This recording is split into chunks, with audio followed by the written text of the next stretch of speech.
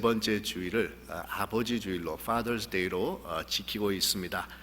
오늘이 바로 이 Father's Day가 되는데 어제 어느 분이 저한테 카톡을 보내주셨는데 미국에 와서 보니까 아버지 날이 따로 있어가지고 그래서 기념하는 것을 보면서 너무 미국이 참 좋았다라는 그런 내용을 저한테 전해주셨는데 저도 얼마나 그 내용이 마음에 와닿는지 모릅니다.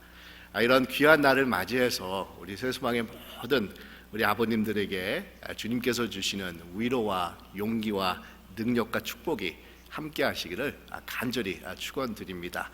혹시 여러분 주위에 옆에 우리 아버님들이 있으면 우리 한번 좀 격려 박수 좀 쳐드렸으면 좋겠습니다.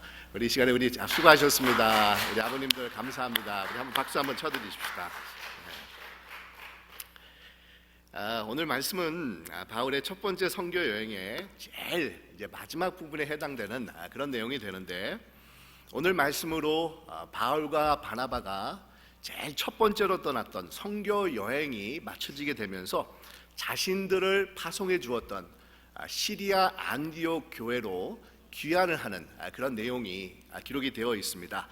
우리가 복습하는 차원에서 그동안 바울과 바나바가 복음을 전했던 선교지들을 우리가 잠깐 살펴보면, 시리아에 위치하고 있는 안디옥이라는 지역을 떠나서 제일 먼저 도착한 선교지가 이 바나바의 고향이었던 이 구브로 섬입니다. 요즘으로는 이 키프로스라고 하는 그런 섬인데, 이들은 그 섬에 위치하고 있었던 이 살람이라는 그런 지역, 그리고 바보라는 지역에서 이 복음을 전하게 되는데, 여러분 이때부터 사울의 히브리식 이름이 이 바울이라는 헬라식 이름으로 이제는 소개가 되기 시작을 합니다.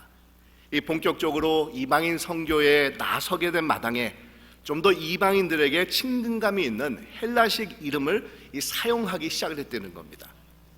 이 구브로 섬에서 선교 사역을 마친 이들은 이제 배를 타고 터키 남부 해안 항구 도시인 이제 버가에 도착을 하는데, 이곳에서 이들과 지금까지 함께 선교 사역에 동행을 하면서 도왔던 이 마가 요한이라는 사람이 이제 더 이상 선교를 하지 못하겠다고 하면서 도중에 하차를 해서 자신의 고향인 예루살렘으로 돌아가는 그런 안타까운 일이 벌어집니다.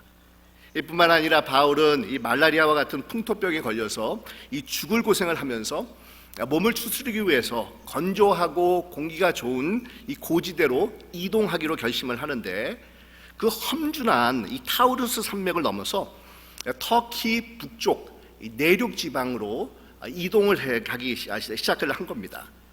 그러면서 이 아픈 몸을 이끌고 본격적으로 터키 중앙 내륙 지방에서 위치한 이 갈라디아 지역이라고 얘기를 합니다. 우리가 알고 있는 갈라디아 서신이 이렇게 보내진 그런 지역이 되는데, 그 갈라디아 지역의 선교가 시작이 되는 것입니다. 그러면서 그 선교의 내용들을 살펴보면 귀한 열매들도 있었지만 참 많은 그런 환난과 박해도 같이 있었음을 우리가 발견할 수가 있습니다. 이 비시디온 안디옥이라는 곳에서 유대인들은 경건한 귀부인들을 또 귀부인들과 성내 유력자들을 이렇게 선동을 해가지고 바울과 바나바에게 핍박을 가하는 것입니다. 그러자 바울과 바나바는 그곳을 떠나가지고 이고니오라는 그런 장소로 이동을 해서 복음을 전하게 되는데, 그곳에서도 많은 무리들이 복음을 받아들이게 되는 그런 역사가 일어나는데, 하지만 거기에서도 유대인들이 가만히 있지 아니하고 이 핍박을 가한다는 겁니다. 그러자 바울과 바나바는 하는 수 없이 그곳을 떠나서 루스드라라는 그런 곳으로 이동을 하지 않습니까? 여러분, 이 루스드라는 우리가 지난 주일에 살펴본 것처럼 나면서 한 번도 일어선 적이 없었던 이 안진뱅이가 이 바울의 말씀을 들으면서 믿음이 그 안에 생겨나서 일어서고 걷게 되는 그런 기적이 일어났던 곳입니다. 그러자 주위에 있던 사람들이 깜짝 놀라면서 이 바울과 바나바를 신으로 숭배하려고 하는 그런 어처구니 없는 일이 일어났던 곳입니다.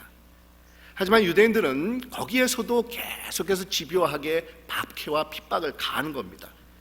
이들은 루스드라까지 바울과 바나바를 쫓아와가지고 그곳에 있는 사람들을 선동을 해가지고 바울을 돌로 치게 하고는 죽게 된 것으로 착각을 하고 쓰러진 바울을 성 밖으로 데려다가 버려둡니다.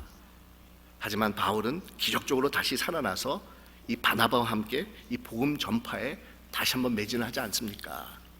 그러면서 마지막으로 이 더베에 가서 복음을 전하고는 모든 선교의 여정을 마치고 이제 돌아가려고 하는데, 여러분, 이들이 택한 길은 뜻밖의 길이었다는 겁니다. 지금까지 본인들이 쭉 이렇게 거쳐왔던 선교지들을 다시 돌아가려는 그런 계획을 가지고, 그러면서 자신들이 파송을 받은 시리아 안디옥으로 가려는 계획을 세웠다는 겁니다. 여러분, 사실은 거기서 이 더베라는 곳, 그다음에 이 루스디아라는 곳, 그러니까 갈라디아 지역입니다.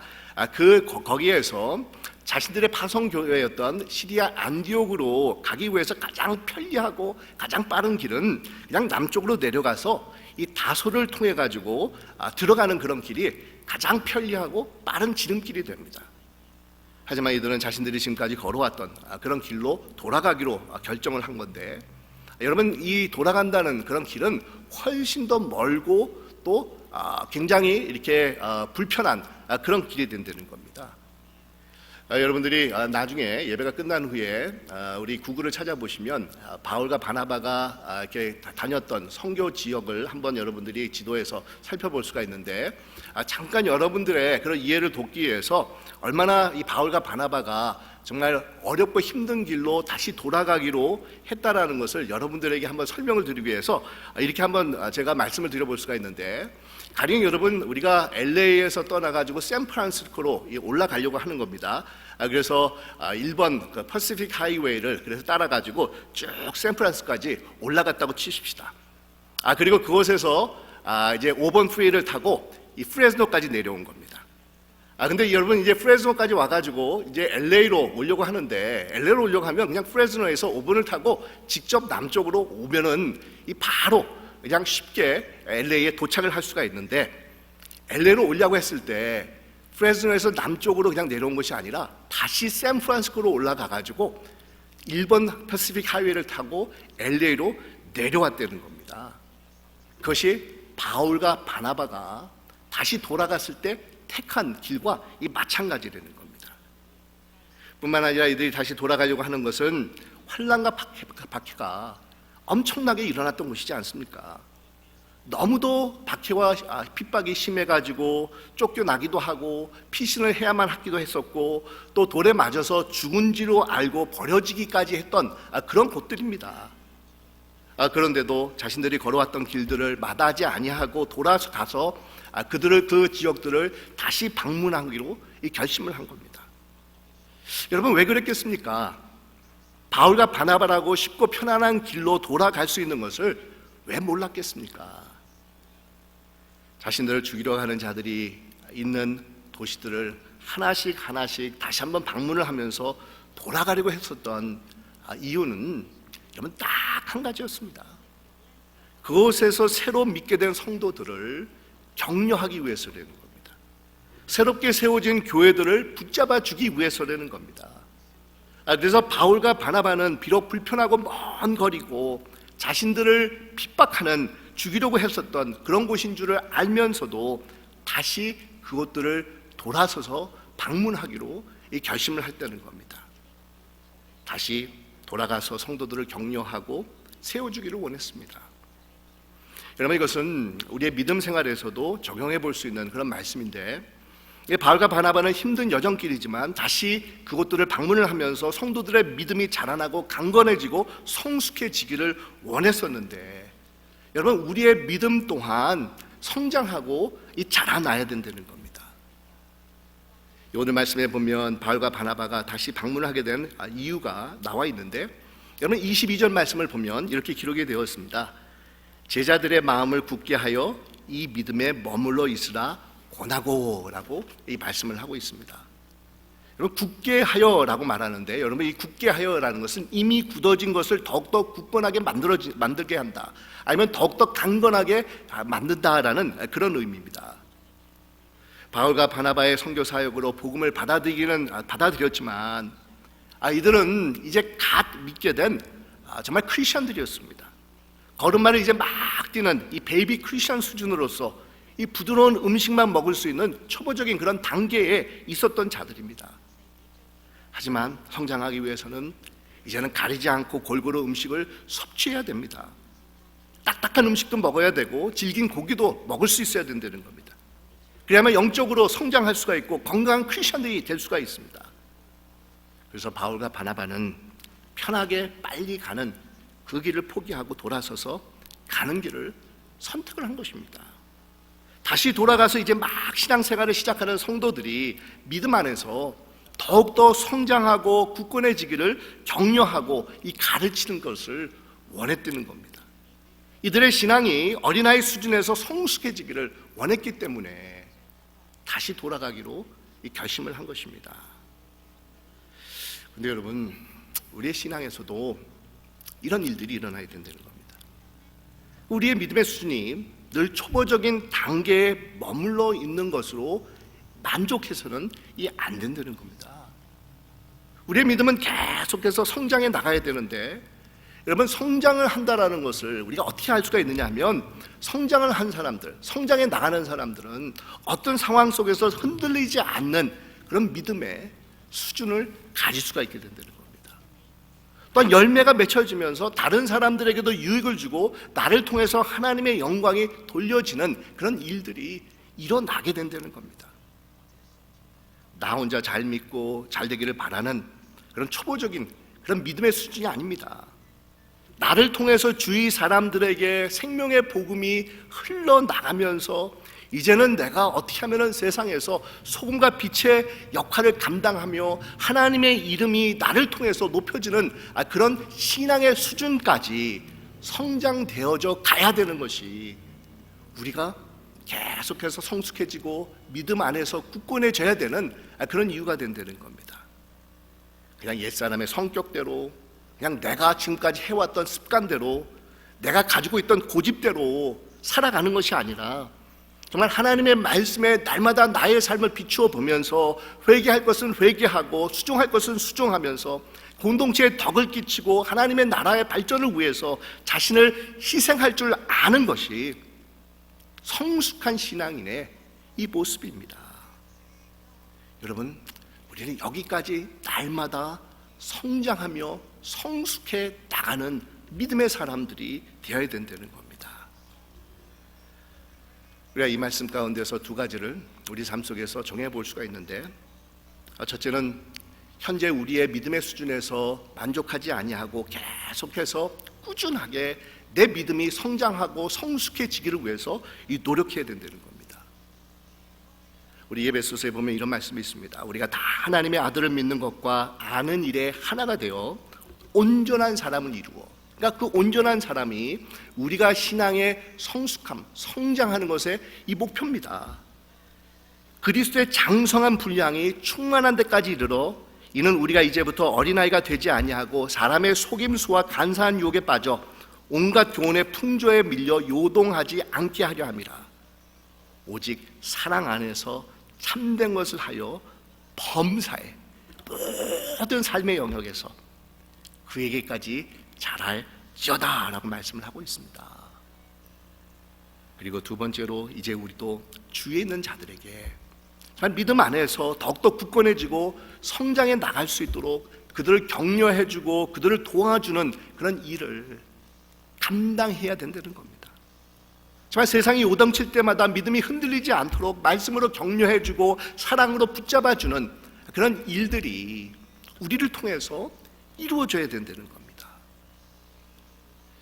오늘 아버지 날을 맞이해서 제가 이런 생각을 해보게 됐습니다. 이것이 또한 오늘날 모든 우리 부모님들이 감당해야 되는 것이지만 특별히 아버지들이 더욱더 감당해야 되는 그런 책임과 사명이 아닌가 이런 생각을 해보게 됐는데, 여러분, 믿음 안에서 든든한 기둥이 되셔서 우리 자녀들이 세상의 풍조와 풍파 속에서 흔들림 없이 정말 믿음 안에서 굳건하게 서 있을 수 있도록 우리 자녀들을 격려해 주는 것이 아버님들에게 주어진 역할이고 이 사명이 되는 겁니다. 우리 아버님들은 이 가정의 기둥과 같은 존재들입니다. 바위 같은 존재들입니다.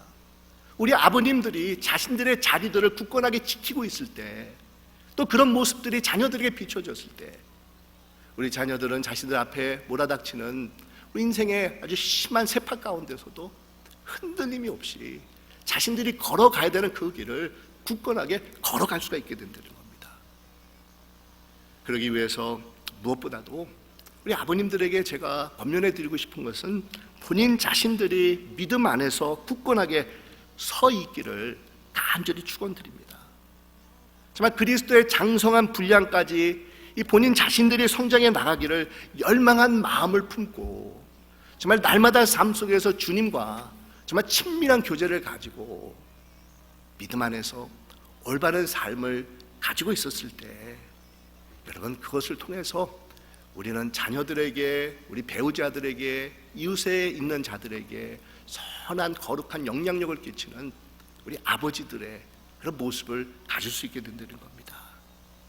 집에 들어오게 되면 항상 그냥 무뚝뚝하고 피곤해 있는 그런 아버지의 모습이 아니라 때로는 따뜻하기도 하고 때로는 엄하기도 하고 때로는 강하기도 하고 이 때로는 친구와 같은 그런 아버지들이 되셔서 우리 자녀들이 이 세상 살아가면서 정말 지쳐하고 상처받아서 아파할 때 그들에게 위로와 용기와 지혜를 공급해주는 그런 아버지들이 우리 하나님께서 바라시는 우리 아버지의 모습이라는 겁니다.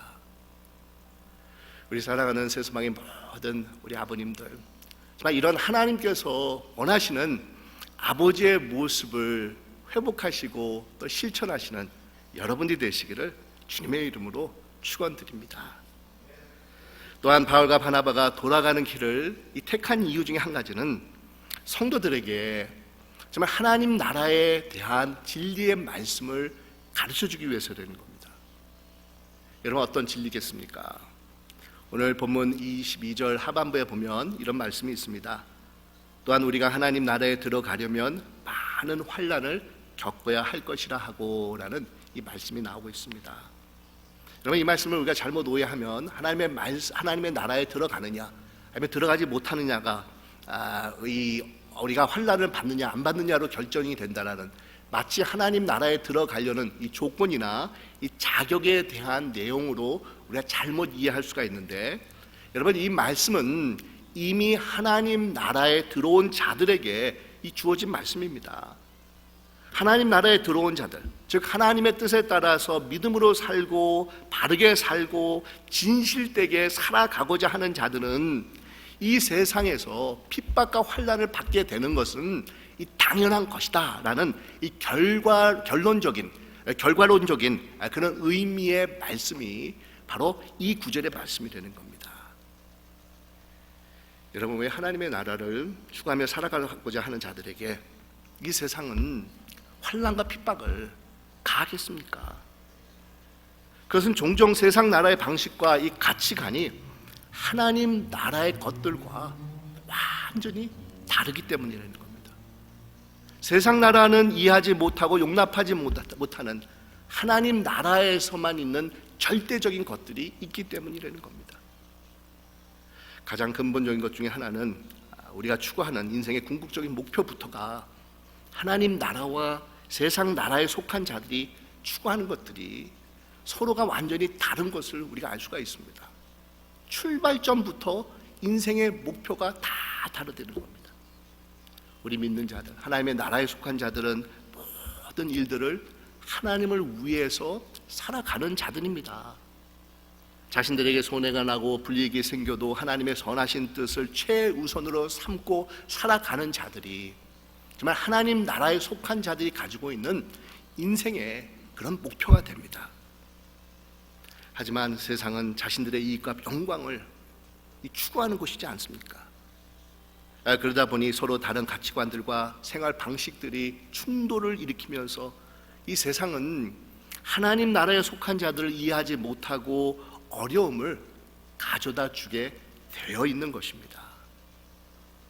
하지만 세상 나라가 원하는 대로 살아간다고 하면은 우리는 이런 충돌에서, 이런 갈등에서 우리는 해방받을 수가 있습니다. 그렇다고 여러분, 우리가 어떻게 하나님의 나라를 포기할 수가 있겠습니까? 우리는 하나님의 나라 안에 참여하며 그 나라를 누리면서 그 완벽한 나라가 도래되기를 우리가 기대하며 살아가고 있는 자들입니다. 그래서 디모데 후서에서도 3장 12절에서 분명히 말씀을 합니다. 무릇 그리스도 예수 안에서 경건하게 살고자 하는 자는 박해를 받으리라, 이렇게 말씀을 합니다. 그리스도 예수 안에서 경건하게 살고자 하는 자는 박해를 받으리라. 여러분, 우리 한번 생각해 보십시다. 혹시 내가 세상을 살아가는데 왜 이렇게 세상이 나한테 잘 해주는가, 세상이 왜 이렇게 편리한가, 이런 생각을 가지고 있는 그런 분들이 있습니까? 혹시 그것이 내가 가지고 있는 하나님의 나라의 가치를 내가 보여주지 못하고 실천하지 못하기 때문에, 나의 모습이 이 세상과 별 다를 것이 없이 세상 사람들과 어울려지고 있기 때문에, 쉽게 말하면 그리스도 안에서 경건한 신앙인의 모습을 갖추고 있지 못하기 때문에 혹시나 박해가, 어려움이나 곤란한 그런 모습들이 내게 닥치지 않고 있는 것이 아니지 않습니까? 여러분, 심각하게 생각해 보아야 되는 이슈입니다. 우리가 그리스도 안에서 경건한 삶을 살아가면 살아갈수록 우리 이 세상에서 살아가는 것 그 자체가 정말 환난이고 고난이고 어려움으로 다가오게 됩니다. 무거운 짐으로 우리가 감당해야 되는 십자가로 다가오게끔 되어 있다는 겁니다. 하지만 여러분, 이런 것들은 외적인 것들입니다. 외부 상황에서 우리에게 주어지는 것들이라는 겁니다. 오늘 본문에서 하나님 나라에 들어가기 위해서 많은 환난을 우리가 당해야 된다고 했었을 때, 이 환난은 외적인 것에서 오는 환난을 말하고 있습니다. 우리의 내적인 마음까지도 뺏을 수 없는 그런 외적인 것이 되는 겁니다. 그런데 여기서 문제가 발생할 수가 있는데, 우리가 믿음을 가지고 복음에 합당한 삶을 살아가면 불이익을 당하기도 하고 억울한 일을 우리가 만나기도 하고 아니면 굴욕을 우리가 체험하기도 하는데, 문제는 이런 외적인 것들에 의해서 우리의 마음에 영향이 끼쳐지고 변질이 되어서 우리의 내면에 불안이 찾아오고 초조한 마음이 생기고 두려움에 휩싸이게 된다고 하면은, 여러분, 그것이 문제가 될 수가 있다는 겁니다. 그것은 하나님 나라를 소유하고 그 나라가 완전히 도래하기 위해서 이 땅에서 살아가고 있는 자들의 삶의 모습이 아니라는 겁니다. 믿음의 삶이 아니라는 겁니다. 그러기에 우리는 환난과 어려움이 다가올 때 하나님의 섭리와 경륜에 의해서 이러한 것들이 내게 닥치고 있다는 것을 마음을 열고 믿음을 가지고 이 받아들이는 그런 자세와 태도가 우리에게 있어야 된다는 겁니다. 하나님께서는 고난과 역경을 통해서 나를 단련시키는 섭리와 경륜이 그 가운데 있다는 것을 우리가 바라볼 줄 알아야 됩니다. 마치 정금을 만들기 위해서 불에 집어넣고 그것을 달구고 두드리고 다듬는 그런 과정을 통해서 정말 100%의 순금이 만들어지는 것처럼, 우리 하나님께서는 자신의 경륜에 의해서 이런 환난을 통해서 우리의 믿음을, 우리의 삶을 다듬어 가신다는 겁니다. 그러기에 여러분, 우리가 혹시 만나고 있는 그런 환난과 고난은 하나님의 능력과 사랑이라는 경륜적인 그런 차원에서 받아들여야 됩니다. 고난과 환난을 통해서 우리 삶의 모든 부분들이, 우리의 삶의 모난 그런 부분들이 달구어지고 꺾여지고 다듬어지면서 하나님 나라에 합당한 그런 아름다운 작품으로 만들어져 가는 겁니다. 그래서 여러분, 우리가 환난을 만날 때가 있지 않습니까? 인생에서 핍박과 어려움을 우리가 경험할 때가 있지 않습니까? 그럴 때일수록 우리는 믿음을 가지고 하나님을 더욱더 바라보는 자들이 되어야 됩니다. 낙심하거나 절망해서는 안 됩니다. 이런 환난은 우리가 하나님의 나라에 완전히 들어가는 그날이 오기까지 우리를 준비시켜 주시는 하나님의 능력이고 사랑이 그 가운데 있음을 깨달아야 된다는 겁니다. 우리 하나님께서 정해놓으신 그런 과정이라는 것을 믿음을 가지고 바라봐야 된다는 겁니다. 우리 로마서에 보면 이런 말씀이 있지 않습니까? 우리 환난 중에도 즐거워하나니. 이런 환난은 인내는 연단은 소망을 이루는 줄 압니다. 이렇게 말씀을 합니다. 어떤 소망입니까? 무엇에 대한 소망입니까?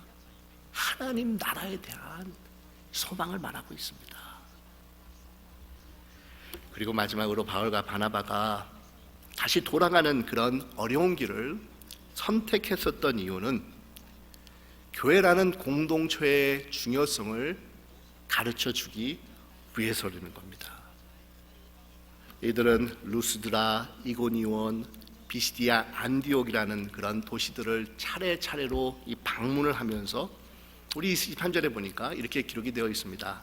각 교회의 장로들을 택하여 금식 기도하며 그들이 믿는 주께 그들을 위탁하고라는 그런 말씀이 있습니다. 여러분, 각 교회의 장로들을 이 택했다라는 것은 그만큼 교회가 감당해야 되는 책임과 역할이 중요한 것을 알았기 때문이라는 겁니다. 올바른 리더십을 통해서 교회가 강건해지고 교회가 강건해짐을 통해서 성도들의 삶이 믿음 안에서 더욱더 굳건해진다라는 것을 알았기 때문에 바울과 바나바는 어려운 돌아가는 길을 택하면서 각 교회를 방문해서 그 교회에 지도자들을 세우는 그런 일들을 감당을 하고 있었다는 겁니다. 여러분, 교회가 왜 중요하겠습니까? 교회는 이 세상에서 우리를 구원해주고 보호해줄 방주와 같은 곳이기 때문이라는 겁니다. 노아 시대 때 홍수가 나서 하나님의 심판이 임했을 때 방주 안에 들어가 있었던 노아와 가족들은 홍수 가운데서도 안전하게 생명을 유지할 수가 있었습니다. 여러분, 이것이 교회가 가지고 있는 역할이고 이 목적입니다.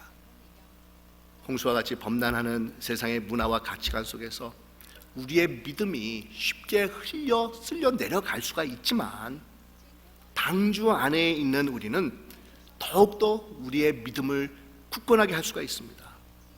환난과 어려움 속에서도 하나님의 나라를 바라보면서 기쁨을 가지고 인내를 가지고 소망 가운데 인내하는 자들이 될 수가 있는 것입니다. 사실 제가 가지고 있는 요즘 코로나 때문에 제게 주어진 그런 근심과 염려가 있다고 하면 아무래도 교회가 예배를 드리지 못하고 서로 이렇게 모여서 함께 교제를 나누지 못하다 보니까 이런 상황 속에서 어떻게 하나님의 교회가 교회다운 그런 모습을 유지할 수 있을까라는 그런 염려와 걱정이 있습니다. 종종 주위에 있는 우리 목사님들과 통화를 해도 모든 목사님들이 하나같이 그런 걱정들을 다 가지고 계십니다. 근데 여러분, 제가 의외로 이런 가운데서도 참 감사한 것은 비록 우리가 함께 모이지 못하지만 많은 분들이 전화로 서로의 안부를 묻기도 하고 또 어떤 분들은 개인적으로 찾아가시기도 하면서 서로에게 위로와 격려를 전해주는 그런 일들이 우리 안에서 일어나고 있다는 것을 보면서 제가 얼마나 그런 감사한 마음을 가졌는지 모릅니다. 그러면서 제게 드는 것이, 마음에 제게 들어오는 것이 바로 저것이 교회다. 교회는 건물이 아니다. 바로 교회는 하나님을 섬기는 이 백성들이 함께하는 곳이다라는 그런 정말 정확한 교회에 대한 정의가 제 마음속에 떠올랐습니다. 여러분, 교회는 절대로 건물이 아닙니다. 교회는 하나님의 백성들이 서로 연결이 되어서 그리스도의 몸을 이루고 있는 곳이 바로 교회가 된다는 겁니다. 그 가운데 우리 주님께서 함께 하신다라고 약속하고 계십니다. 두세 사람 모이는 그곳에 함께 하시겠다라는 약속의 말씀을 우리에게 주셨습니다. 건물이 아니라 정말 성도 간에 서로가 연결이 되어서 위에서 기도하고 격려하고 말씀으로 붙잡아주는 그런 삶의 아름다운 모습이 이루어질 때 그것이 바로 교회가 되고 또한 이 교회를 통해서 주님의 임재와 은혜가 우리들에게 전해지게 된다는 겁니다. 아마 바울과 바나바는 주 2005년 봄쯤에 이 지중해 세계에 복음을 전하기 위해서 수리아 안디옥을 출발해가지고 성경에는 기록이 되어 있지 않지만 그 1차 선교 여행이 얼마 동안 진행이 됐는지를 우리가 잘 파악을 할 수가 없습니다. 하지만 많은 그런 신학자들이 최소한 1년 이상 아니면 2년 이상이 이 선교 여행이 걸렸을 것이다 라고 추측을 하고 있습니다. 그러면서 이 과정들을 잘 하나님의 은혜 가운데서 마치면서 바울과 바나바는 다시 시리아 안디옥 교회로 돌아갑니다. 그리고 이들은 하나님께서 자신들을 통해 행하신 선교의 역사를 이 교인들을 불러다가 함께 나누면서 함께 하나님 앞에 영광을 돌렸습니다. 그리고 오래 함께 머물렀다라는 그런 말씀이 오늘 우리가 읽은 이 본문에 기록이 되어 있습니다. 오랜만에 우리 하나님께서 허락해 주시는 쉼을 취하면서 이 바울과 바나바는 회복의 시간을 가졌을 것입니다. 여러분, 여기서 우리는 참 교회의 모습을 다시 한번 발견할 수가 있습니다. 교회는 함께하는 곳이라는 겁니다. 삶을 나누면서 서로가 서로를 붙잡아주고 격려하고 하나님의 일을 감당하면서 우리 하나님 앞에 영광을 돌리는 곳이 바로 교회가 됩니다. 바로 이를 위해서 우리 모두를 하나님께서는 교회로 불러주셨습니다.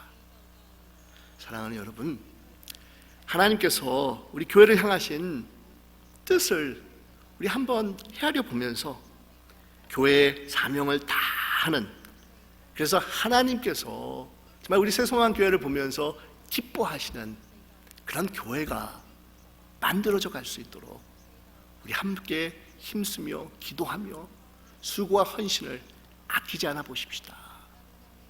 우리 하나님께서 정말 우리를 통해서 기쁨을 받으실 겁니다.